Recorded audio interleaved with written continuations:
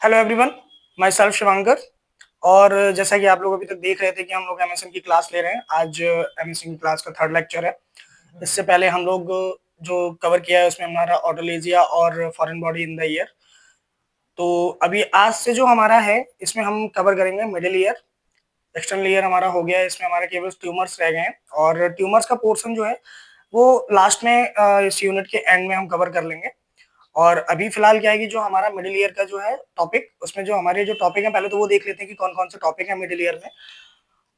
जैसे कि external ear हमारा हो गया, अब यहाँ से हमारा जैसे मिडिल ईयर स्टार्ट हो रहा है। मिडिल ईयर में हमारा जो टॉपिक्स, जो जो डिसीज या डिसऑर्डर्स जो हम लोग देखने वाले हैं, तो तुम लोग पहले एक बार इनलिस्ट कर लेते हैं। आप लोग चाहे तो नोट भी कर सकते हैं। इसमें सबसे पहला आता है हमारा इम्पैक्टेड वैक्स,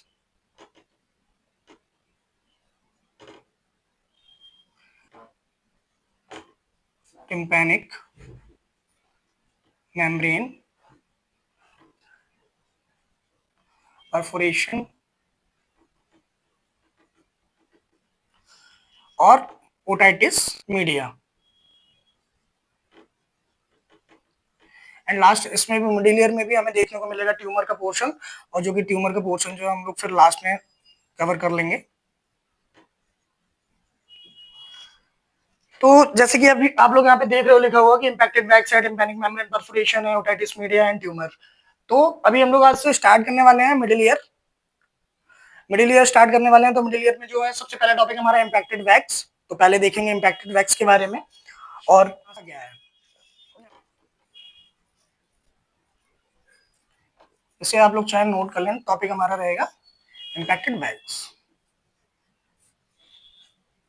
तो सबसे पहले देखते हैं वैक्स कि मतलब इम्पैक्टेड वैक्स जो यहाँ पे वर्ड आ रहा है, वैक्स से मतलब क्या है, वैक्स होता क्या है, कहाँ पे प्रेजेंट होता है, तो किस तरीके के क्या इसमें कंपोनेंट रहते हैं, क्या सब्सटेंस होता है। तो वैक्स होता क्या है, वैक्स नॉर्मली हम लोगों के बॉडी ईयर कैनाल में सिवेसिस ग्लैंड वगैरह जैसे हमारी पूरी बॉडी में प्रेजेंट होती हैं, उसी तरीके से ईयर कैनाल में भी ईयर की जो कैनाल होती है उसको प्रोटेक्ट करने के लिए जो उसके अंदर टिम्पैनिक मेम्ब्रेन होती है, इससे सुनाई देता है किसी भी इंडिविजुअल को, तो उसकी जो टिम्पैनिक मेम्ब्रेन है उसको या इंटरनल ईयर को उसको प्रोटेक्ट करने का काम करता है जो ईयर बैग्स है। कोई भी फॉरेन पार्टिकल है, कोई भी फॉरेन बॉडी बैक्टीरिया वायरस है, तो उसको अंदर जाने से रोकता है। तो ये होता है वैक्स। अब इसमें हो क्या रहा है, जैसे इम्पैक्टेड वैक्स है, इम्पैक्टेड वैक्स से क्या मतलब हुआ कि जो वैक्स है जिस तरीके से जिसका ये सीबीएसएस का सिक्रेशन हो रहा है, तो ये भी जो चीजें हैं वो एक्सेसिव अमाउंट में जो है एक्यूमुलेट हो जा रही हैं, जिससे क्या हो रहा है कि सुनने में प्रॉब्लम हो रही है, ये जो प्रेशर कॉज करती है, ब्लॉकेज कॉज करती है। तो ये हमारा होता है इम्पैक्टेड वैक्स। तो इसको हम जैसे किस तरीके से लिख सकते हैं, इंट्रो में हम देख सकते हैं जैसे कि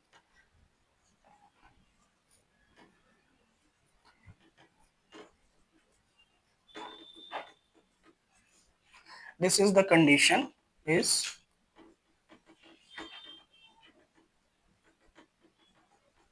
characterized by the excessive accumulation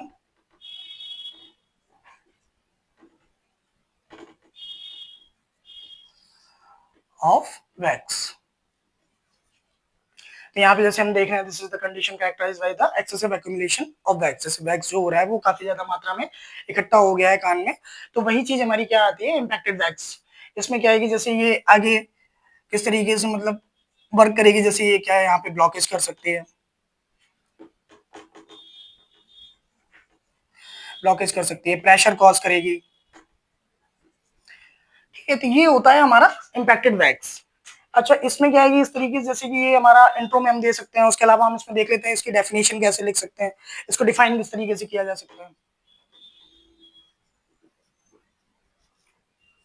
अब जैसे कि जो हमारा ये इंट्रो दिया है हमने, तो इंट्रो के हिसाब से हम इसकी डेफिनेशन भी बना सकते हैं। जैसे यहाँ पे condition of characterized by the excessive accumulation and blockage and pressure, तो किस तरीके से लिख सकते हैं डेफिनेशन में, this is a condition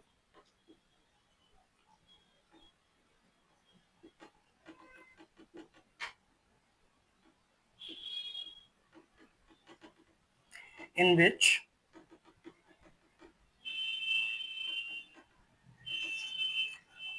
the ear wax accumulates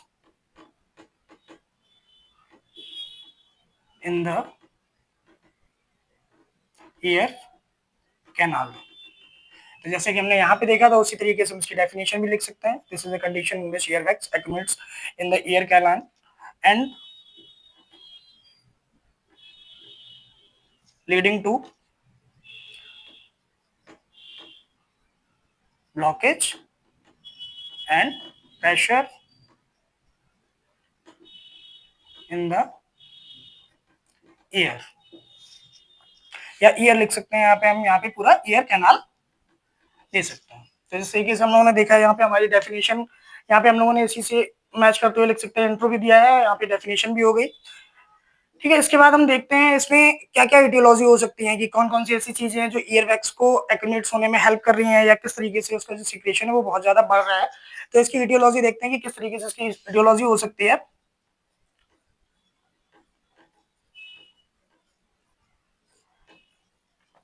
ear wax में अब ये देखेंगे इटियोलॉजी। इटियोलॉजी में कौन कौन सी ऐसी चीजें हैं, जैसे कि एक नॉर्मल सी चीज है जो आजकल के टाइम पे जो लोग ईयरबड्स वगैरह यूज करते हैं, ये भी क्या है कि एक्सेसिव इनका यूज करते हैं, तो उससे क्या होता है कि इनका सिक्रेशन जो है काफी ज्यादा बढ़ जाता है।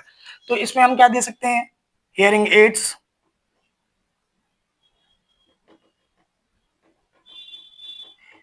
हियरिंग एड्स क्या है कि जैसे लोग क्या है आजकल बहुत ज्यादा यूज कर रहे हैं इनका, तो उसके यूज करने की वजह से भी ये जो प्रॉब्लम है वो हमें देखने को मिलती है, लोगों को सुनाई नहीं देता है, उसके बाद ये चीजें आती हैं।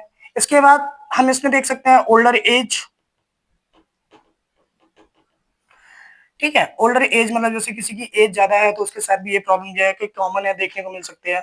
उसके बाद क्या है कि इसमें कोई भी एबनॉर्मलिटी, जैसे कि कोई इंसान जिस टाइम पे मतलब उसका जन्म हुआ है, बर्थ हुई है, उसके साथ ही उसको कोई ऐसी प्रॉब्लम देखने को मिल रही है कि जो उसके ईयर कैनाल में प्रॉब्लम है, तो ये भी कॉज करती है हमारा ईयर वैक्स को। तो इसको हम देख सकते हैं पर्सन विथ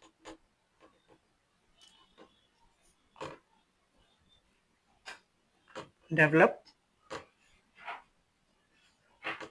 मेंटल डिसेबिलिटी।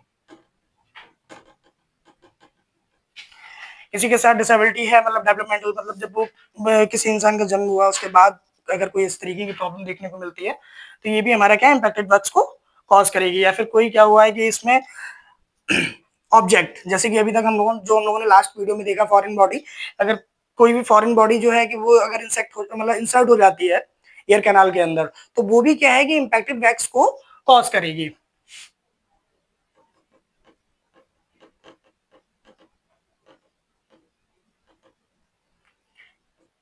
या फिर हमारा क्या है कि कोई एनाटॉमिकल डिफेक्ट हुआ है, तो वो भी हमारा यहाँ पे फॉरेन बॉडीज को इम्पैक्टेड वैक्स को कॉज करेगा।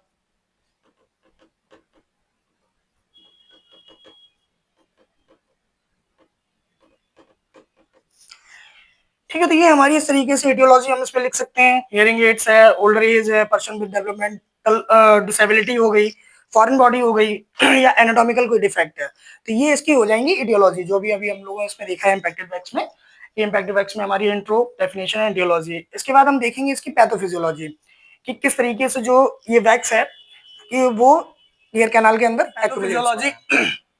पैथोफिजियोलॉजी में क्या है कि जैसे कि हम लोग जो सिक्रेशन हो रहा है सीबेसिस ग्लैंड के थ्रू, तो वो क्या है कि वो तो नॉर्मल है, वो तो ईयर कैनाल में होता ही है, लेकिन वो उसका काम क्या है कि जैसे वो बैक्टीरिया या वायरस वगैरह है उसको प्रोटेक्ट, ईयर को प्रोटेक्ट करने का काम करता है।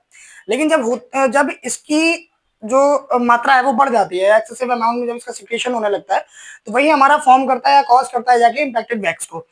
तो पैथोफिजियोलॉजी में सबसे पहले तुम समझते हैं कि ये चीज जैसे ग्लैंड है, सीबेसिस ग्लैंड है।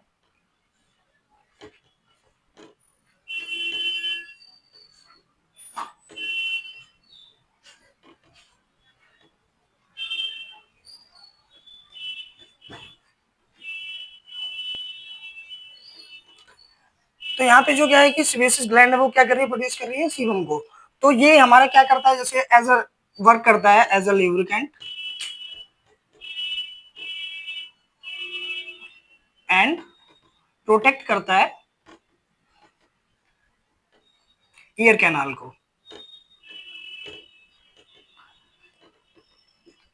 फ्रॉम बैक्टीरिया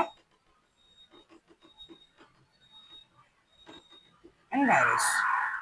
ठीक है, जैसे कि ये जो हमारी सीबेसियस ग्लैंड है, इसमें जो सिक्रेशन हो रहा है सीबम का, तो ये क्या है कि एज अ लुब्रिकेंट या फिर एज अ प्रोटेक्टर काम करता है। बैक्टीरिया वायरस वगैरह जो है कि वो ईयर कैनाल में एंटर ना हो, या फिर वहां पे जाके अपनी कॉलोनाइजेशन या अपनी कॉलोनी फॉर्म ना करें, या वहां पे कोई हमारा बैक्टीरियल इन्फेक्शन ना हो।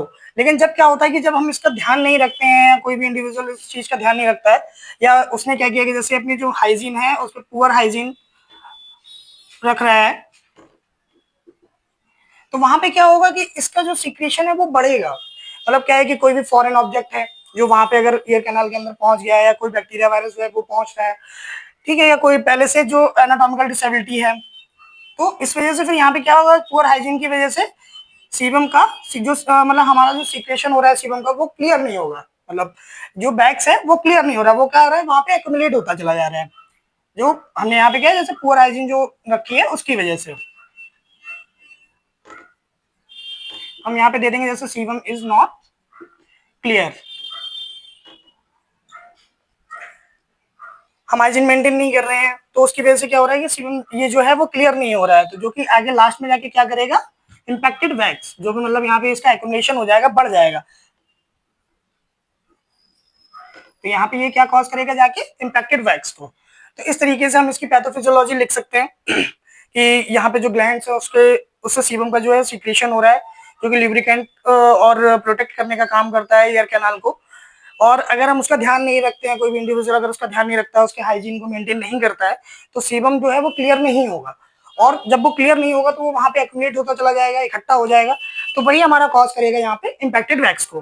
तो ये जिस तरीके से हमारी ये पैथोफिजियोलॉजी हो गई, उसके बाद हम इसमें देखेंगे जैसे इसकी क्लिनिकल मैनिफेस्टेशन या क्या क्या साइन सिम्टम्स आते हैं। तो हम यहाँ पे इसके साइन एंड सिम्टम्स समझ लेते हैं। साइन एंड सिम्टम्स दे सकते हैं, या फिर जैसे हम लोग देख रहे हैं कि यहाँ पे क्लिनिकल मैनिफेस्टेशन। अब यहाँ पे हमें क्या क्या साइन एंड सिम्टम्स देखने को मिलेंगे।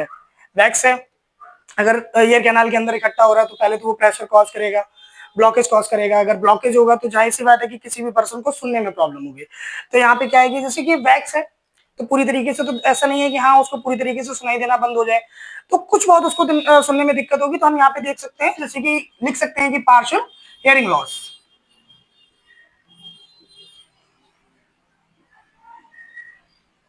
पार्शियल हियरिंग लॉस हो सकता है। अच्छा, वैक्स है, जब वो कान में इकट्ठा हुआ है तो वो वहां पे इचिंग भी कर सकता है। तो हम यहाँ पे देख सकते हैं कि हाँ इचिंग, हमें इचिंग देखने को मिल सकती है। अगर प्रेशर कॉज कर रहा है, अगर वो वैक्स जो है ज्यादा मात्रा में, अगर वो जो प्रेशर है वो टिम्पैनिक मेम्ब्रेन तक पहुंच रहा है, या बहुत ज्यादा एक्सेसिव हो गया, तो वहां पे वो ऑटोलेजिया भी कॉज कर सकता है।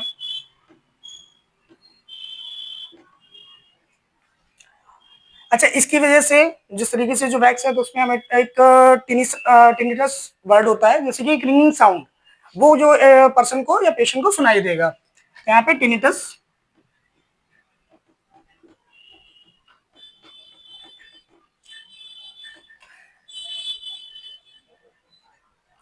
तो जैसे कि हम लोग इसमें देख रहे हैं साइलेंट सिम्टम्स में हमें पार्शियल हियरिंग लॉस हो रहा है, या इचिंग वगैरह है, या ऑटोलेजिया हो रही है, टिंटस साउंड है। अब जैसे वैक्स है, मतलब उसमें क्या है कि सीबम जो है वो इकट्ठा हो रहा है, तो वहां पे हमें क्या है कि एक तरीके का जो बहुत ज्यादा मात्रा में वहां पर बैक्टीरिया वायरस वगैरह प्रेजेंट है, वो पहुंच गए हैं, तो वहां पे क्या होगा कि हमें एक बैड ऑर्डर भी फील होगा। इसके अलावा हमें इसमें क्या है कि ईयर डिस्चार्ज भी देखने को मिल सकता है।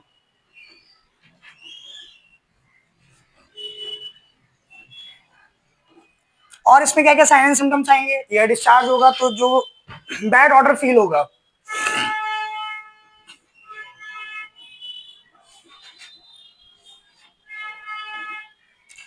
ठीक है, तो जैसे हम इसमें देख रहे हैं साइन सिम्टम्स में क्या है कि पार्शियल हियरिंग लॉस हो रही है, इचिंग है, ऑटोलेजिया है, टिंटस साउंड है, ईयर डिस्चार्ज होगा, बैड ऑर्डर फील होगा। उसके अलावा एक जैसे पेशेंट को डिजीनेस फील होगी। ठीक है, इस तरीके के हमें साइन सिम्टम्स देखने को मिलेंगे इसमें। इसके अलावा अब जैसे कि इसके बाद हम देखेंगे अपने डायग्नोस्टिक इवैल्यूएशन की, इसमें हम इस चीज को मतलब देख कैसे सकते हैं, किस तरीके से हम कंफर्म कर सकते हैं कि इसमें हमारे डायग्नोस्टिक इवैल्यूएशन कौन कौन से हो सकते हैं। तो हम इसमें डायग्नोस्टिक इवैल्यूएशन देख लेंगे। डायग्नोस्टिक इवैल्यूएशन में इसमें ज्यादा नहीं, तो जैसे कि हमारा हिस्ट्री कलेक्शन, फिजिकल एग्जामिनेशन तो कॉमन है, जो रहेगा ही। इसके अलावा हम इसमें जैसे कि जो इससे पहले जो देख रहे हैं वीडियो में देख आए हैं, उसमें क्या है, जैसे हमारा ऑटोस्कोप होता है, तो हम इसमें ऑटोस्कोपिक एग्जामिनेशन भी करेंगे।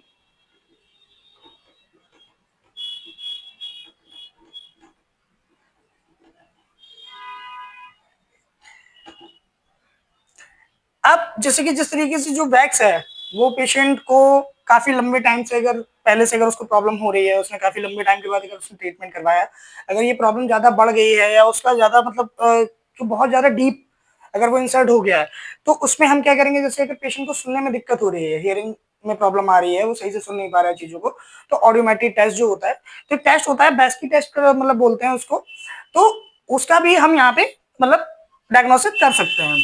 तो ये हमारा एक ऑडियोमेट्री टेस्ट होता है।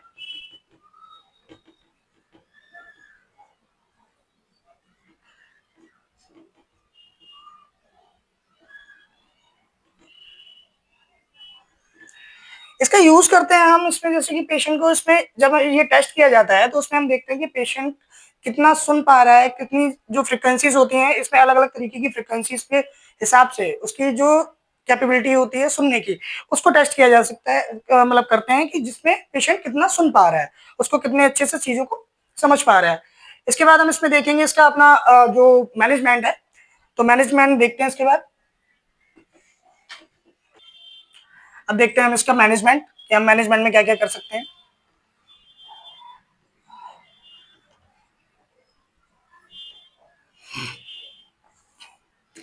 ईयरबैग्स में जैसे क्या है कि बहुत ही सिंपल सी चीज है कि हाँ इसमें जो सिक्रेशन सीबम का है बस वो कि उसका एक्यूमुलेशन बढ़ रहा है, तो मैनेजमेंट भी बहुत ही नॉर्मल सा रहेगा। इसमें क्या है कि हम नॉर्मली जो इसका मैनेजमेंट है उसमें हम क्या कर सकते हैं, एक तो जो हम पहले देख रहे थे इरिगेशन,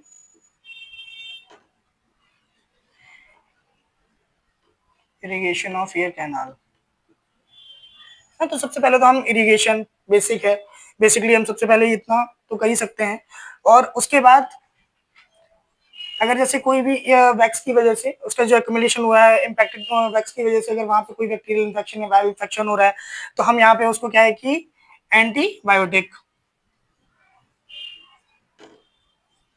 एंटीबायोटिक में हम क्या है कि इसमें टैबलेट फॉर्म में भी दे सकते हैं, या फिर जैसे कि अगर हम इसमें ड्रॉप भी दे सकते हैं, एंटीबायोटिक एयर ड्रॉप भी दे सकते हैं। इसके अलावा हम इसमें देखेंगे जैसे कि इसको मैनुअली, अगर जैसे वैक्स है उसको हम देख रहे हैं कि हाँ अगर जो मतलब ईयर कैनाल के अंदर वो स्टक हुआ है, तो उसको हम मैनुअली रिमूव भी कर सकते हैं। तो इसमें क्या है कि मैनुअल,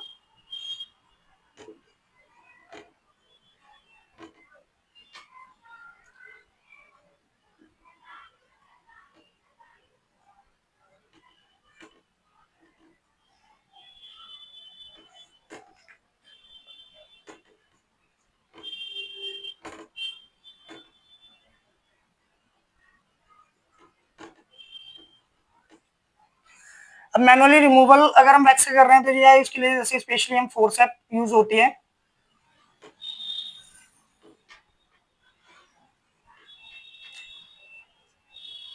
या फिर जिस तरीके से इसके जो वैक्स होता है, वैक्स के लिए वैक्स क्लीन करने के लिए उसके अलग से सॉल्यूशंस आते हैं, तो हम उस सॉल्यूशन के थ्रू भी क्या है कि उसको हम क्लीन कर सकते हैं।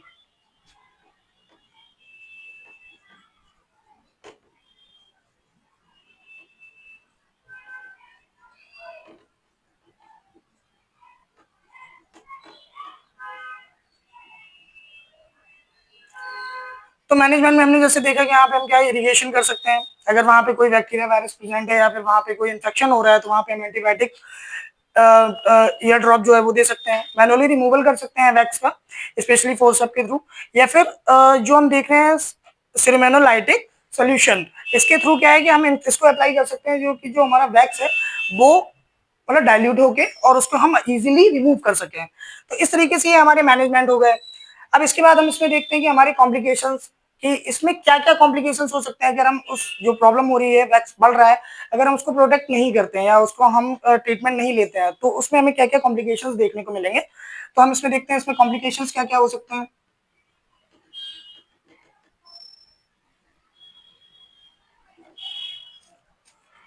कॉम्प्लिकेशन में क्या है, जैसे कि हमें एक तो डिजीनेस,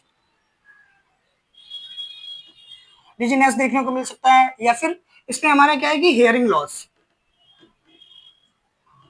अभी जैसे हम लोगों ने साइन एंड सिम्टम्स में देखा था कि पार्शियल हियरिंग लॉस हो रहा था, जो वैक्स है वो वैक्स ईयर कैनाल में जो इकट्ठा हुआ है उससे थोड़ा बहुत दिक्कत हो रही है सुनने में, अगर लेकिन हम उसको ट्रीट नहीं करेंगे, कोई भी पेशेंट अगर उसको ट्रीट नहीं करता है तो क्या है कि वो पूरी तरीके से हेयरिंग लॉस में भी जा सकता है।